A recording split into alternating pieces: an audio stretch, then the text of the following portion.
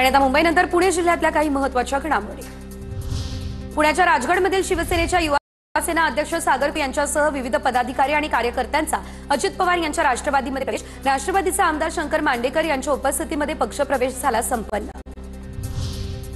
पुण्याच्या मुळशी तालुक्यातील चांदेमध्ये पीएमआरडीएचे क्षेत्रीय कार्यालय सुरू। कार्यालयामुळे मुळशी परिसरातील नागरिकांचा औंध आणि आकुर्डीपर्यंतचा प्रवासाचा वेळ वाचणार। प्रशासनिक कामकाज अधिक सुलभ आणि वेगवान होणार।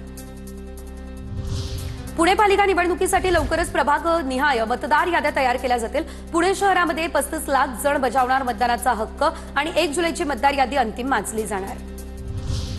दिवाळीमध्ये प्रवाशांची गैरसोय होऊ नये म्हणून आता पुणे विमानतळावरून जादा उड्डाणांची व्यवस्था। सुरक्षा तपासणीसाठी अधिकच सीआयएसएफचं मनुष्यबळ तैनात, तर 3 तास आधीच विमानतळावरती पोहोचा। विमानतळ प्रशासनाच्या प्रवाशांना या सूचना। पुण्यातील खडकवासलामध्ये यशवंत विविध कार्यकारी सोसायटीचे चेअरमन अशोक मते यांच्याकडून मराठवाडा पूरग्रस्तांसाठी मुख्यमंत्री सहायता कक्षाला मदत। 1 लाख रुपयांचा धनादेश सुपूर्द।